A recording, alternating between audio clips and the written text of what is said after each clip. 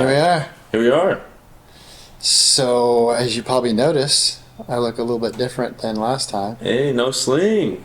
Let's go. No sling. Congrats. So, the prayers worked like crazy. Let's go.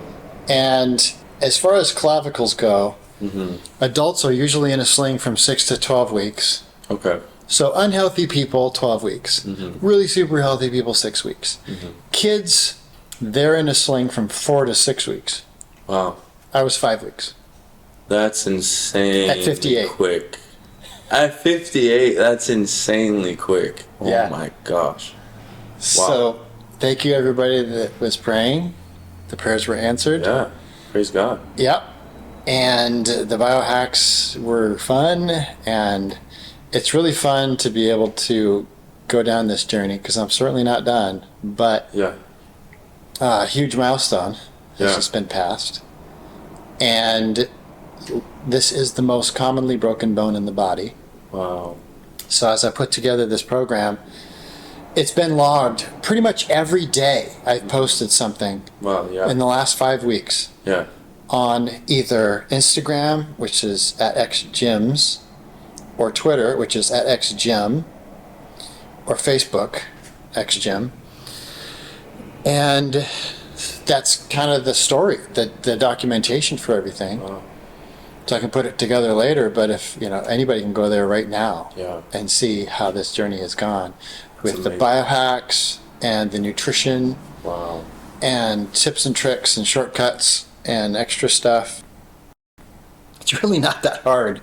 So I'm going to put together 3 different programs. One program is going to be for biohackers. It's the full shamil, where they might have access to stuff like that. Yeah. Another program is going to be for people that basically want to do all the nutrition right, and they can do some of the biohacks because maybe there's a gadget here or there they can get, or there's something, because biohacks isn't always a gadget, it's other things too. And then the basic program for people that can't or don't want to do all the biohacks, they want to fudge a little bit on nutrition Yeah. and stuff like that. So basically for normies, Yeah. right? You know what I mean? Normal people. The normies are going to take the longest. And then the mid group, biohackers, budget biohackers, they'll be quicker. Okay. And the people that do exactly what I did, Yeah. It was also, super fast. it's super fast because remember, prayer is part of that. So Yeah. praying type of person and all the stuff that I did could expect similar results. Yeah. 5 weeks is so fast. Honestly, my shoulder felt stable a week and a half ago. Really? So I probably could have come out of the sling at 4 weeks, Wow. which is the quickest a child would be able to come out of the sling. So that's basically healing like Wolverine. Yeah, that would be a world record. That's super fast. Which is great. Because this is a full break. I mean, this is Yeah. a full break with a separation and displacement. Yeah. So the bones had to find each other and then put down, make the callus and then put down the ligamentous material and then start calcifying that, which is in the stage that I'm in right now. So I still have to be really careful Yeah. because it's basically ligaments holding those. There, I see some cross bridges of actual bone between the 2 bones, which isn't supposed to be happening yet, but not a lot. So like if I fell down Yeah, that would be bad. or lifted to something too heavy, then that could crack it open, bust those ligaments, and then maybe surgery, because then it displaces again, and then who knows, how bad and all that kind of stuff. So probably when you work out, probably it's best to put the sling back on just for I have been. protection. Yeah. Yep. So one of the things that the doctor said is, you had a sling, throw it away, don't use it anymore because it can be a crutch. And he's right. But it's kind of like orthotics. When you get new orthotics for your shoes or new arch support insoles for your shoes, you don't wear them all day on the first day. True. So this side of my body is used to not having an arm weight on it, hanging from it.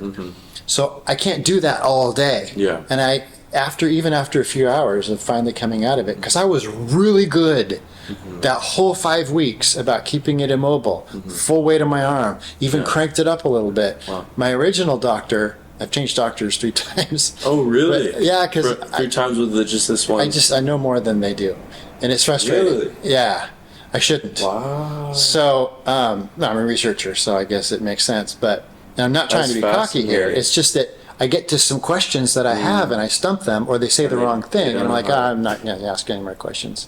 Wow. I need a new doctor. So yesterday, the doctor I had came highly recommended. He's a specialist, and blah blah blah, and he only got one thing wrong, so that was good for an MD. So you're testing them with questions. Well, I'm assuming they know the answers, and every answer that I got yesterday, I apologized. I said, please be patient with me. I have a kinesiology degree, so I might ask a lot of questions because I'm curious about all this stuff. I already knew what I thought the answer to be, but I wanted a second opinion from a specialist. Yeah. So he answered everything I already knew, which was great. And not that I'm smart or smarter. I'm certainly not smarter. He probably has a higher IQ. It's just that I research everything, and doctors don't typically do that. They're too busy. It's good that you do question things, because I feel like a lot of people are like, oh, this is what the doctor said. Yes. And then blindly follow advice when maybe there's a better alternative. It's such a huge mistake. I tell everybody, believe no one, question everyone, and do your own research. And we all saw how that went through the last whole fiasco. Yeah. With the shutdowns and the masks and the shots and how we were to trust the experts and follow the science. You don't follow science. Science is just testing and theories. You don't follow it. It can't be followed. But they use all these phrases to try to suck us in to not questioning. And you can even, I put together a compilation of, all the legacy news outlets with their anchor people mocking people that are doing their own research. It's like, really? Seriously? Wow. And so I was one of those people mocked. I got banned. I got deplatformed. I got deleted from several different social media for saying stuff that's mainstream today. Wow. You're doing something right. I guess. Because I was researching. I wasn't listening to them mocking me for doing my research. I did it anyways. It just made me do more. Yeah. That's always good, to always be constantly learning and doing your own research and questioning things. Absolutely. In every situation. Because people lie and people are misled. Yeah. And so the only way to find the truth is just do research. Now there's no excuse to not do your own research because it's so easy. It is the easiest it's ever been. Okay, we have the internet, which isn't a very good source, but we have AI, which is a new thing, and that's a great source for certain things. For some things, it's already biased. Okay, really biased. But for innocuous things, like a lot of medical stuff, there's some that is biased in there too, but just basic stuff like a collarbone, it doesn't have a reason to be biased about collarbone and bone healing and stuff like that. So you can go into the AI and ask it the questions. It's about how you ask the question, though, because it's prompt writing that is the key to using AI. So you ask the question without a bias. Because if you ask it with a bias, then it's going to answer you in that bias. If you ask it without a bias, it will give you the real truth. So you have to think pretty hard about how you're going to phrase that prompt. Okay. But then, typically what I do is I first go to ChatGPT, the free version. I don't pay for anything, in AI. And then I will go to Claude.ai, and I'll see if they agree. Okay. And if they're close, then great. And if they're not, or even if they are, I will go to elicit.com and type in my query there, and then it spits out a whole bunch of research papers on the subject. What's elicit.com? It's a research? It's AI. It's AI on research papers. Okay, nice. It looks through 300 million research papers and finds the query answer to what I just prompted. Wow. Yeah, so there's no excuse.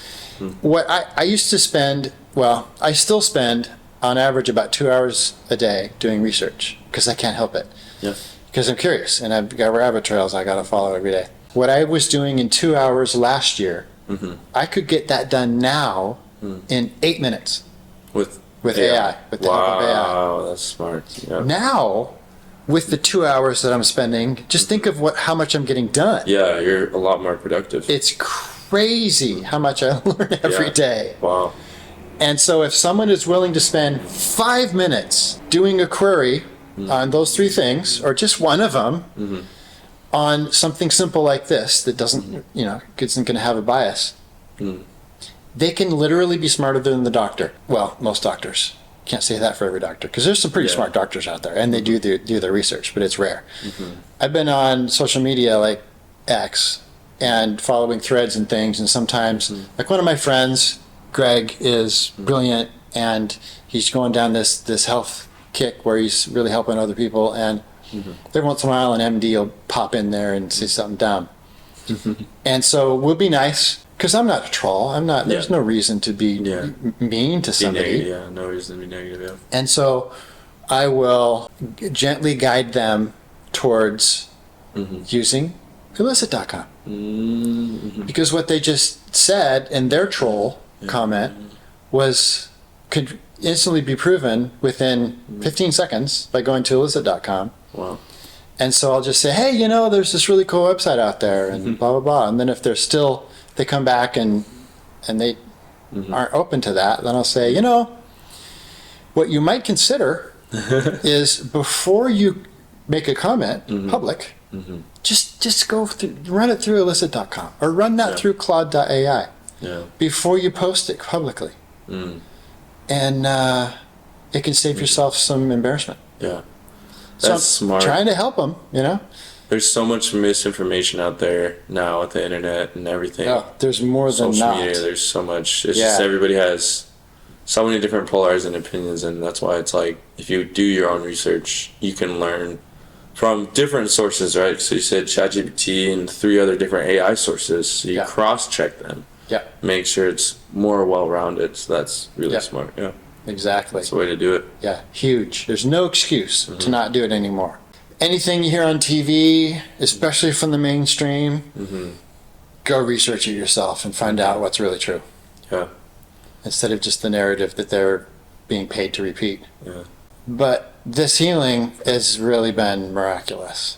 Yeah, It's been that's crazy. wild. Yeah. That biohacking too. It's been fun. The prayers along with biohacking is really fascinating. Super fun. Yeah.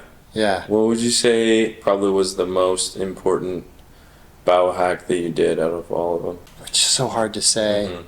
I mean, I haven't been scientific about this at all, because the Yeah. way that you're scientific in something is that you try one thing at a time and everything else stays the same. But it's Or- the compound effect of all of them. that Or really- you can throw in the kitchen sink, for people that are really desperate for change. Yes. They'll just do everything that they can think of and that everybody's told them about, of course vetted.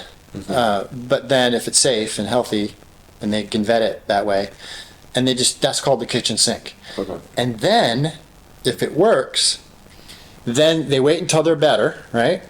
Or until better enough that they can start taking out one thing at a time. Oh. And did that make a change? Okay, put it back, take something else out. Did that make a change? All right, put it back, take something, which is way less scientific than adding one thing at a time without changing other variables, but it's still another way to do it. I couldn't do either because I already know this stuff works. Yeah. Everything that I'm doing, I just don't know how much and to what I can attribute more progress than another. My gut says the hyperbaric oxygen therapy, along with the Rife frequencies gizmo that's in the chamber with me. The So right. it's a double biohack, it's double stack. Okay. Yeah, look it up. Rife frequencies. Okay. Dr. Rife invented it. Right frequencies. Interesting. Because you can dial in different frequencies for bone formation. And then hyperbaric oxygen is also great for bone formation. So my gut says that's fantastic. My gut says the second best is the class 7 laser that I'm going at Kaufman Chiropractic up in Bothell. Okay. Well. And so, that could be, but then all the other things that you see on my social media, all of it is good. Those are the biohacks. Okay. if somebody doesn't want to do any biohacks, their best bet is, what I'm also doing, is perfect nutrition. So nutrition has to be on point in general, just for good health. Yeah.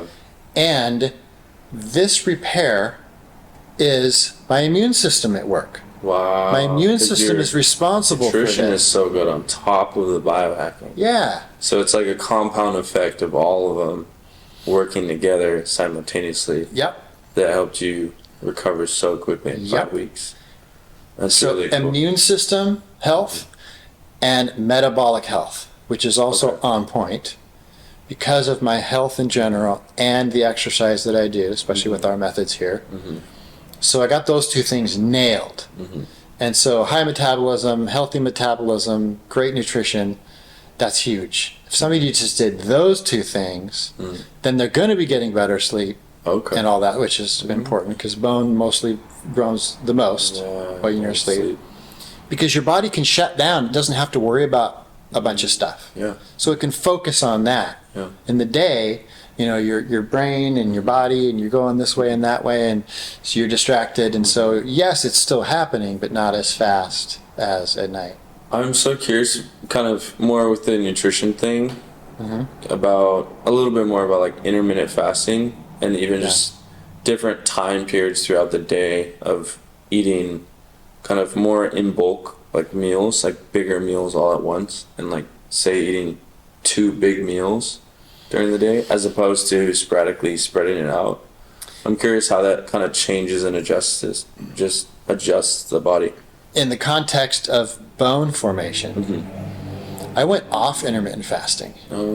Because I'm just packing in the nutrients, the minerals, and the collagen, and you know, I make Jell-O now with 2 types of collagen that I'm eating. So you're eating and enough. So just really cranking on that, you know, calcium, phosphorus, all that stuff. At this point, I don't want to be detoxing and autophagy because I'm in the building phase, like bulking phase. Build the but in a few weeks, as soon as this is bone, now to break down the callus on the bone, then the osteoclasts come in and they start to take those cells away and chew it up, and then this big old knot is going to be a littler knot. Then I will be going with intermittent fasting again to assist the osteoclasts with their detoxing, breaking down, while still taking all that other stuff, but ramping it up. Because a lot of people look at intermittent fasting as a tool to lose weight, and it might work at first, but that's not why I do it. It's for detox purposes, to give my body 16 hours where it can do other stuff besides digest, especially detoxing. And so then it improves like cell health too, right? Cells and stuff. Because part of the detox process is gobble up and take away the bad cells, the old cells, the dead cells. So then those can be replaced by new, young. Does that almost prevent aging? Like it slows it. Not perfectly, but slows it down a little. Well, they found that calorie restriction to a point can help slow down aging, but if you don't want to do that, which I don't, because I love food, same. Intermittent fasting can do the same thing. I don't want to be hungry all the time. No. But it actually feels good to be hungry in the first part of the day with intermittent fasting. It's a good kind of hunger that I like. And I miss it, actually. Now that I'm not, I miss it. But, because it's a healthy hunger. It's not a deprived hunger. It's like, I like that. I noticed, like for me personally, I noticed when my last meal is kind of around 5:30, 6. And then when I wake up in the morning the next day, I feel more alert. Yes. Whereas if I eat, say, snack or binge 9:30, whatever, before I go to bed, I wake up in the next morning and I feel less alert, kind of more groggy getting up. Yes. Because you got better sleep, because your stomach wasn't busy digesting something. And your brain was more cleared out. Because sleep is when your brain detoxes. And it really can't do that efficiently Yeah, if you're eating a ton of food. Yeah, and gosh, most people, they'll eat right up until bed, or they'll eat a whole bunch of carbs before bed to help themselves get asleep. Yeah. And then their stomach is churning away, working all night, and then they'll get really hungry because their blood sugar crashes at about 3 a.m. Or 2 a.m. And a lot of them will get up and eat something else, and so their stomach never gets a break. Terrible cycle. Yeah. Horrible cycle. Yeah, and that could speed up tentatively the aging process, right? Sure. Potentially. Oh my gosh, yes. Because if you just look at the compound effect over time, with like just these different habits of just small changes in eating habits and stuff, it really, I don't know, I think it can impact people a lot. Yeah, I don't look or act or feel 2 years away from 60 years old, and I certainly don't heal that way. Yeah, that's awesome. And so, yeah, there's something to be said for doing all this stuff right. But something I did notice was how much pain my arm has been in by being sedentary. And these sedentary people are all on this pain and all this pain all the time. It's like, well, this because you're not moving.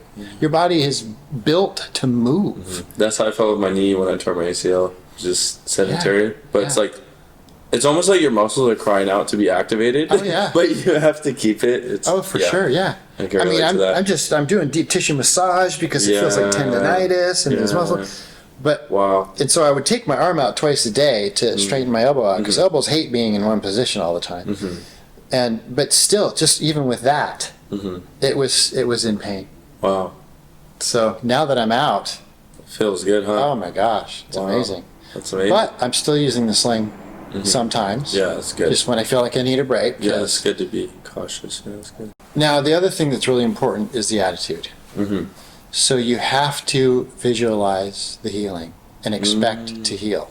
So when people have a negative mindset or a scarcity mindset, they're going to get more of that. And there's a lot of people that say this, mind gurus and all this kind of stuff, but it's biblical too. Believe as if you have already received it, and it'll be yours. But there's a caveat to that.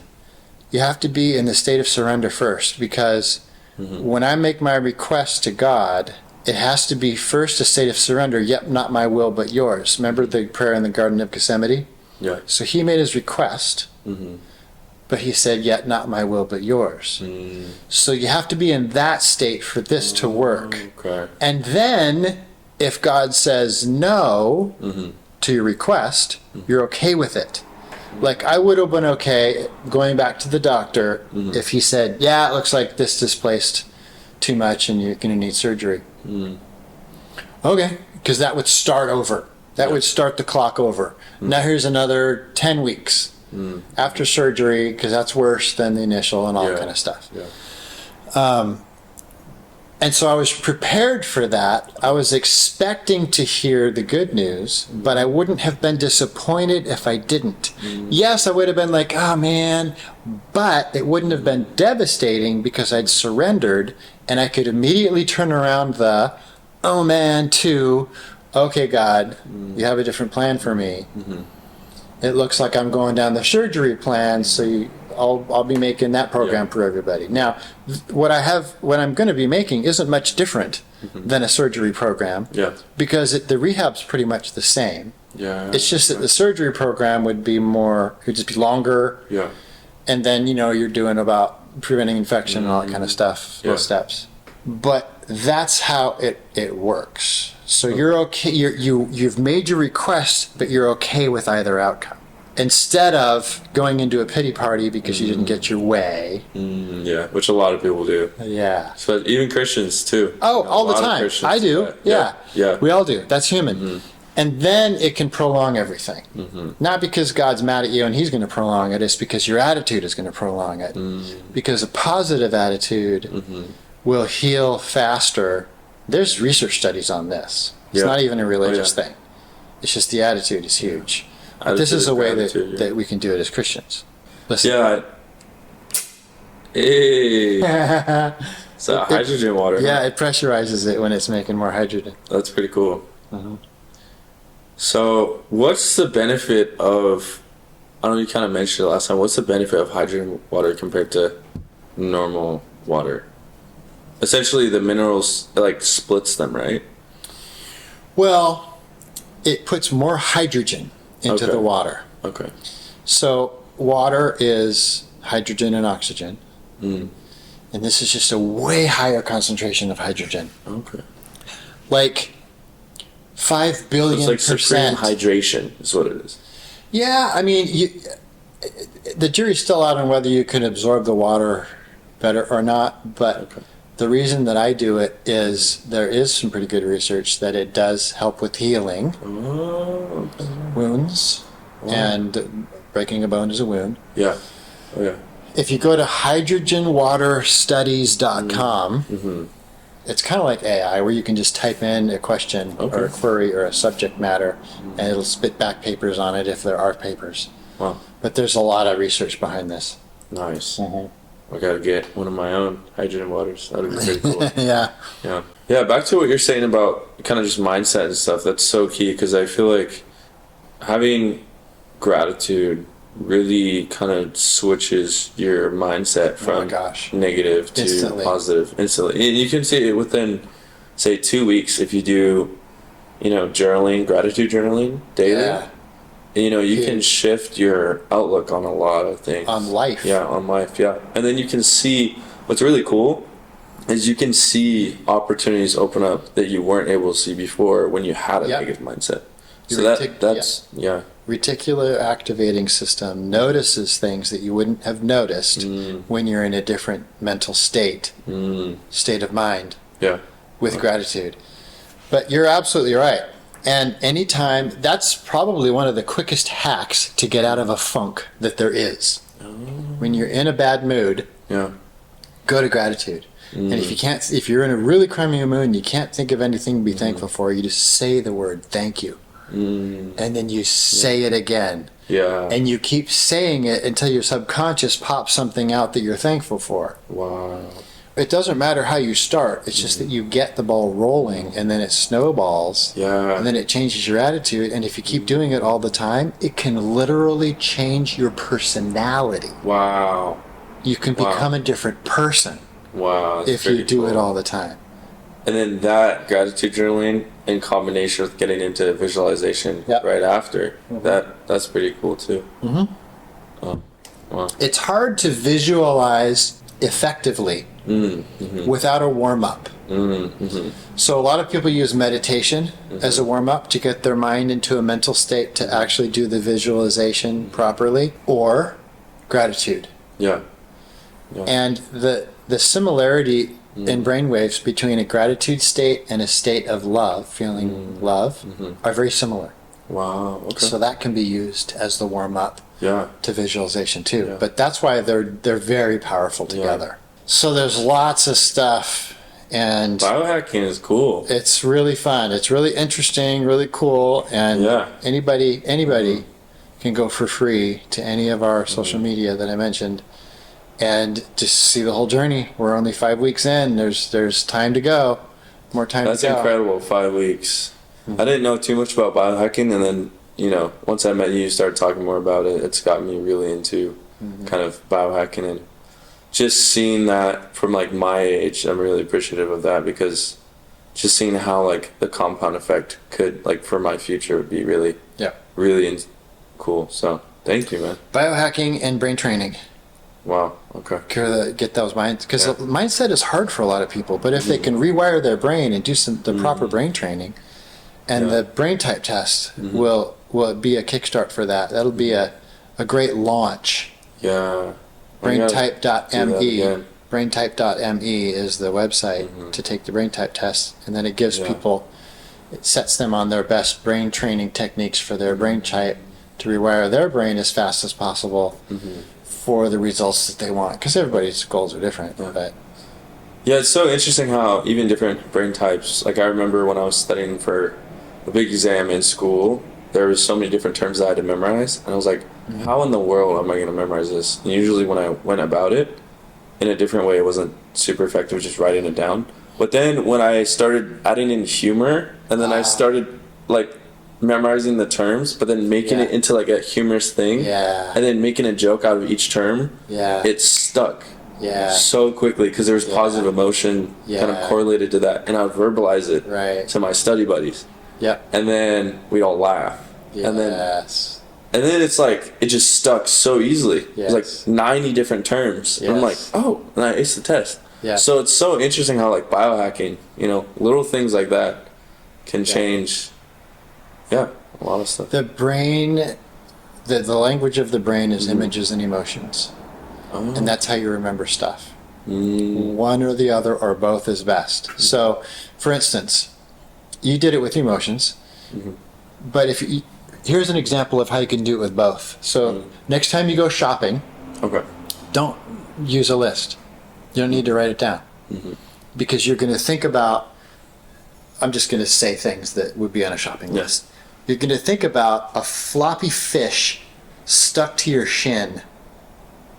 Huh.